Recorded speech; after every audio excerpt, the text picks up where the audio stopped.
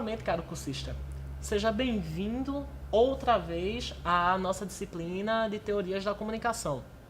Já tivemos a nossa primeira aula, a nossa primeira videoaula, onde nós discutimos um pouco sobre o processo comunicacional como um todo.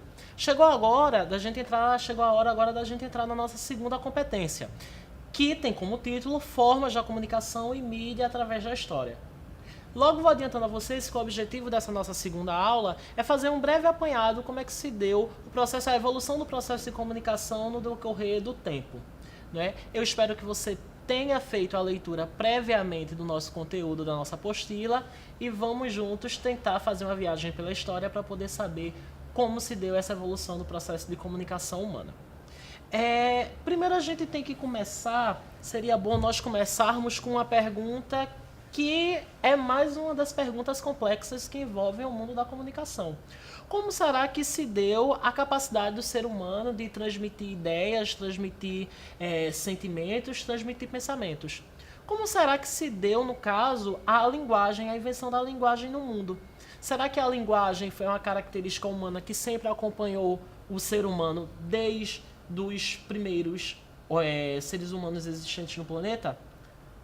Parece difícil, mas não se preocupa não que você não é o único que sente essas perguntas meio complexas. As próprias ciências humanas, elas tentam de muito tempo a responder essas perguntas. Pois bem, não é possível nós afirmarmos quando a linguagem, essa característica necessariamente humana, surgiu entre os da nossa espécie.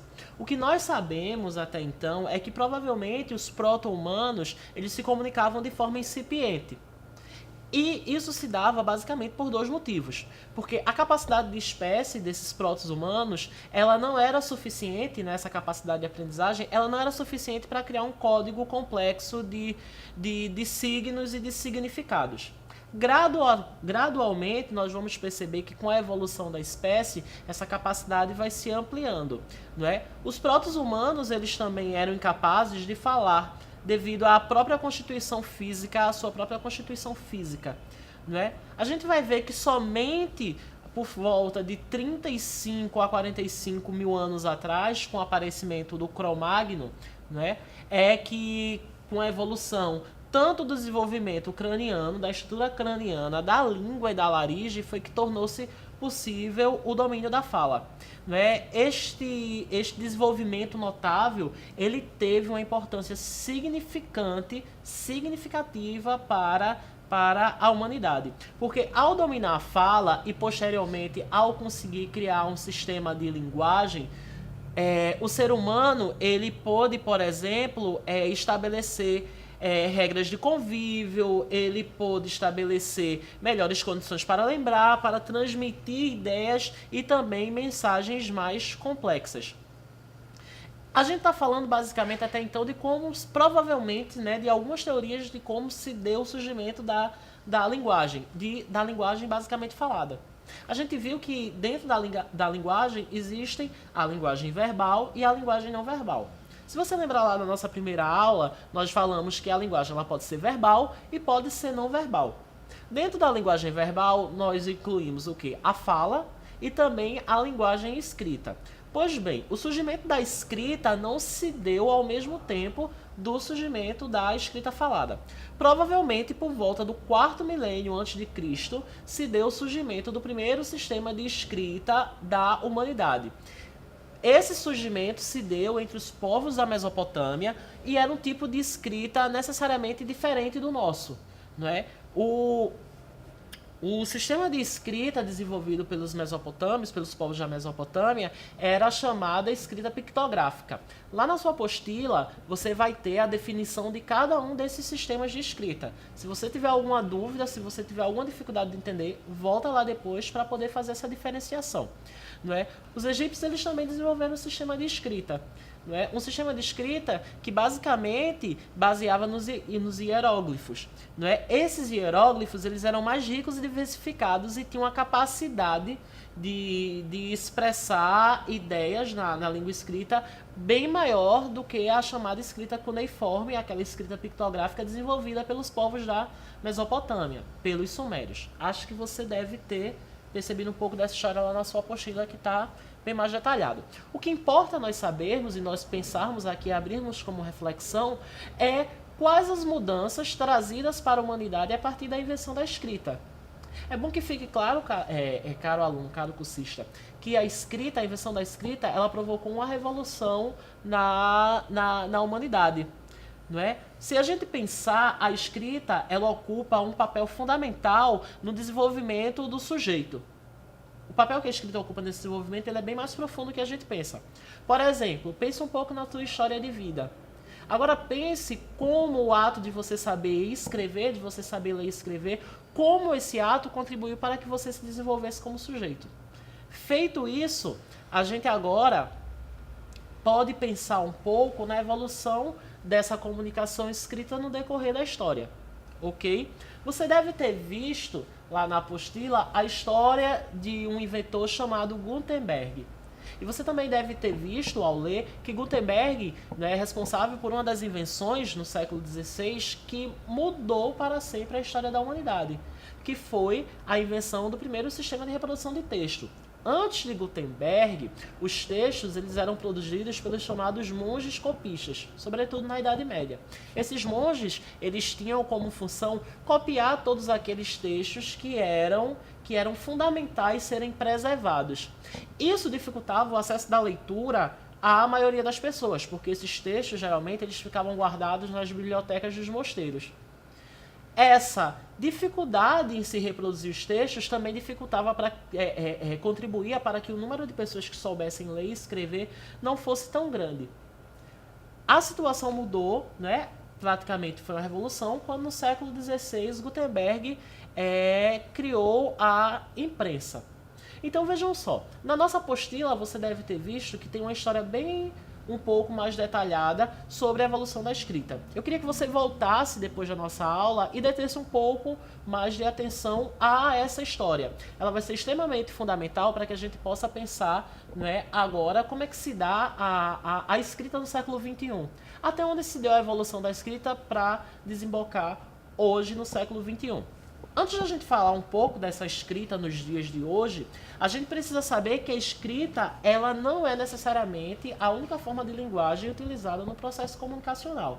Você deve lembrar lá, né, quando a gente falou da linguagem não verbal, quando eu citei, por exemplo, a placa de trânsito, que através de um símbolo te comunica uma mensagem, né, você deve ter percebido que a escrita ela não é necessariamente a única forma que nós temos para nos comunicar.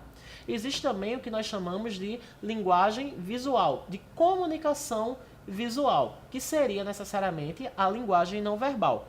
Não é? A comunicação visual ela se dá através de uma imagem, através de um símbolo, através de imagens captadas por uma câmera de cinema, enfim. Comunicação visual, portanto, né, seria o vasto conjunto de imagens visuais que invadem as nossas vidas diariamente. Não é? Desenhos, objetos, plantas, animais. Contudo, né, os valores são diferentes de acordo com o contexto a qual elas se inserem e em relação às mensagens. Elas podem ser casuais ou intencionais. Portanto, caro cursista, é importante que você tenha consciência de que a comunicação visual é toda a comunicação que se utiliza de elementos visuais, como signos, imagens, desenhos e gráficos, para atingir o receptor através de um veículo emissor, sendo, portanto, um termo bastante abrangente. Lembra do exemplo que está lá na nossa apostila, que é uma propaganda da Pepsi? Se eu não me engano, essa propaganda ela foi vinculada durante os anos 80. Ela é bem interessante porque você vê lá uma latinha de Pepsi Cola e uma latinha que você, mesmo não tendo a logomarca, você consegue identificar como a lata do concorrente. Não é? Nessas duas latinhas de refrigerante, você vai perceber que uma da Pepsi está com canudo e a outra, o canudo, ele meio que cria duas hastezinhas assim para não entrar na lata do concorrente. O que será que você conseguiu entender a partir dessa imagem? O que você entendeu, a gente vai discutir lá no fórum. É super importante que você contribua com esse seu entendimento lá no fórum. Mas aí o que importa para a gente pensar a partir dessa imagem é que, mesmo sem utilizar elementos verbais, essa imagem ela consegue transmitir uma ideia. E fica extremamente claro. A partir desse exemplo, nós podemos tentar elencar quais os tipos de quais as formas de comunicação visual. Eu vou citar algumas que estão lá na sua apostila, não é? As artes plásticas, pintura, escultura, o desenho, a arte conceitual, uma instalação, a ilustração, a fotografia, o design nas suas diferentes vertentes, design de comunicação, design industrial, design de produto, design de moda, a arquitetura, cinema, a televisão e o vídeo, não é? As artes de espetáculo, como teatro, ópera, marionetes, fantoches, dança de circo, e a publicidade, que é qual o exemplo lá, que está lá na sua apostila, se encaixa. Enfim, a comunicação visual nos mostra que a escrita não é necessariamente o único elemento, a única forma de linguagem que pode ser utilizada nos processos comunicacionais. Mas vamos partir da escrita para nós pensarmos como se dá esse processo comunicacional nos dias de hoje. Porque esse processo, o processo de comunicação, ele está em constante evolução. Pensa, por exemplo, um ato que muitos de nós temos, que é o ato de assim de acordar, pegar um jornal para poder se inteirar das notícias, dos acontecimentos do mundo. Eu lembro muito que o meu pai e o meu avô, ele tinha a prática de acordar cedinho já querer o seu jornal, aquele jornal de papel, que ainda hoje está em circulação, para poder saber realmente o que aconteceu no mundo, poder ler sobre política. Hoje, basicamente, não somente eu, mas muitos têm uma atitude diferente. A gente já usa o tablet, já usa o smartphone, né, para, através das redes sociais, poder se inteirar das notícias. Eu acho que esse exemplo é muito claro para mostrar até onde nós chegamos num processo comunicacional. A internet, ela é uma grande responsável por mudanças que o processo comunicacional vem sofrendo e as configurações que esse processo toma hoje, não é? A internet é a rede das redes. É o conjunto das centenas de redes de computadores conectados em diversos países para compartilhar informações e recursos computacionais. E equivale a uma superestrada da informação. Um mecanismo de transporte que conduz a dados para caminho de milhões de computadores interligados. A partir da internet, a gente vai ver que novas formas de comunicação vão surgindo ou antigas formas vão tomando novas configurações. Antes de a gente poder falar dessas novas configurações, seria bom a gente fazer um breve levantamento das características da internet que está lá na sua apostila. A primeira, a internet é um meio para a comunicação efetiva entre pessoas ou processos. A maior prova é o que a gente está fazendo aqui, não é? Você está tendo a nossa aula graças à internet. A EAD é um bom exemplo disso. Vamos falar um pouco melhor mais para frente. A internet é um mecanismo de recuperação de informação e suporte à pesquisa. Ela é flexível em relação ao preço e à característica. É simultaneamente uma entidade local e internacional, permitindo interação entre usuários separados por um aparelho ou por um oceano. Novamente, podemos nos usar como exemplo. Não especifica nem hardware nem software. Não é a única rede, mas um grupo de redes, logicamente, não fisicamente, arrumadas e hierarquicamente. Não é propriedade de nenhum governo, corporação ou universidade. Não é a mesma em todos os lugares. Ela não é homogênea, mas amplamente diferente. Não é restrita somente à pesquisa, mas também à área comercial e a outros usos apropriados, apesar de alguns servidores serem dedicados a isso. Não é usada por um tipo específico de usuário, mas qualquer profissional, estudante ou pessoa em comum. A internet e a tecnologia, ela veio trazer, como eu falei para vocês anteriormente, novas configurações ao processo comunicacional. Se nós pensarmos diretamente entre o texto escrito, nós vamos ver principalmente essa mudança através do hipertexto, que você deve ter lido bem detalhadamente lá na sua apostila. Basicamente, o hipertexto refere-se a um tipo de texto eletrônico no qual a escrita não é sequencial. Nesse tipo de texto, há uma bifurcação, que permite que o leitor eleja e leia através de uma tela de computador. Trata-se, na verdade, de uma série de blocos de textos interligados por nós, formado por diferentes itinerários para o usuário. Tenta pensar se você já acessou a Wikipédia. Todo mundo, quando acaba fazendo uma pesquisa, acaba sendo jogado lá na Wikipédia. Você já deve ter lido, no decorrer do texto da Wikipédia, existem vários blocos de textos que se interligam uns aos outros, né? Alguns termos eles estão destacados em azul, em que você pode clicar e você é jogado para outro texto. Eu acho que esse texto da Wikipédia é um ótimo exemplo de hipertexto. Tanto de hipertexto quanto de hipermídia. A hipermídia é a junção de todos os elementos de multimídia ao hipertexto. E quando adicionamos a interatividade ao processo multimediático, também encontramos a hipermídia. Então, se você quer ver de forma mais clara como funciona o hipertexto e a hipermídia, você pode, por exemplo, pesquisar o termo educação à distância na Wikipédia. Lá você vai ver as diversas interconexões que caracterizam o hipertexto e a hipermídia. Essas duas formas, essas duas novas configurações, tanto o hipertexto, mas principalmente a hipermídia, elas desembocam na construção de um novo espaço de base virtual, que é o chamado cyberespaço. Não é? O cyberespaço ele pode ser igualmente dimensionado como um amplo sistema ramificado que opera diretamente com a produção de trocas simbólicas e processos de significação na esfera virtual.